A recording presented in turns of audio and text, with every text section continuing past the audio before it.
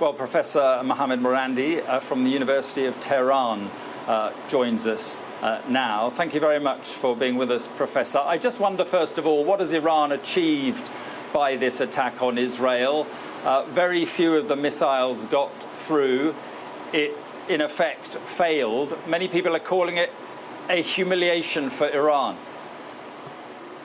I think that's a lot of wishful thinking on behalf of you and your colleagues at Sky News.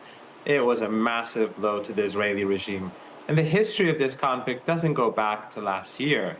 It is 76 years of ethno-supremacism, ethnic cleansing, and this is a racist regime that you support. What the problem is that you cannot recognize that the difference between you and us is that you support racism and racial hierarchy, and we reject it. And the Israeli regime, if they dare strike back at Iran, we will hit them much harder next time. We will beat them into submission. Well, they will strike back, won't they? No sovereign country can put up with having 180 ballistic missiles fired at them. So they will hit back, they will hit hard, and they could well hit your nuclear facilities, your oil production installations. They could cause Iran serious damage. Listen, instead of the rhetoric, be real, because you're misleading your own people. Iran has countless underground missile sites with hundreds of thousands of missiles across the country. They were made after the US invasion of Iraq and Afghanistan to deal with a potential war with the United States.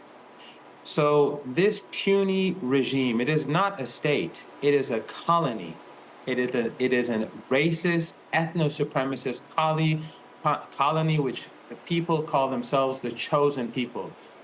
Unlike you, we do not believe in chosen people.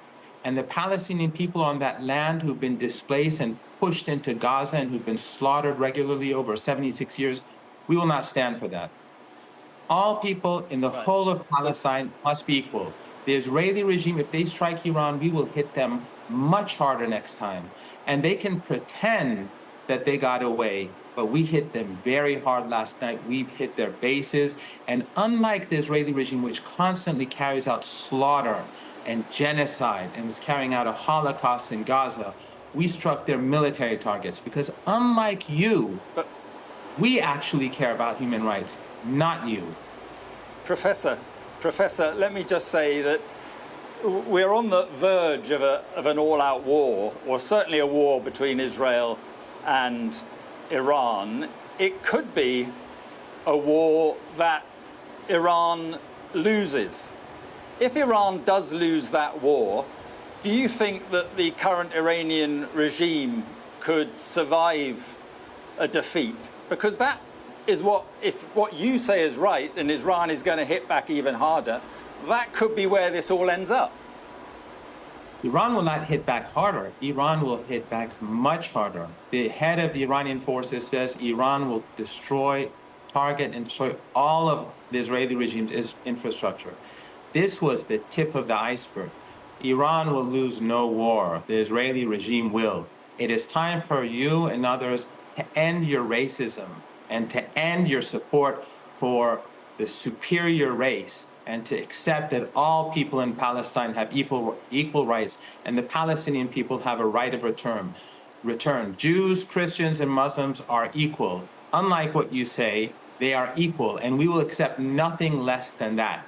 The regime must go, and all people must be treated equally. Right.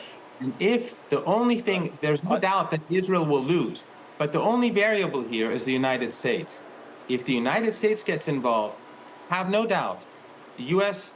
will be swept out of Iraq by the Iraqi resistance, and all its assets in the Persian Gulf will be destroyed. All those regimes that U.S. bases will be destroyed, and the oil and gas markets will cause a situation where the global economy will collapse and millions of people will be on the move. So be careful about making stupid mistakes, and the West should stop with its arrogance and get real for once. Okay, Professor, thank you very much for being with us. Thank you.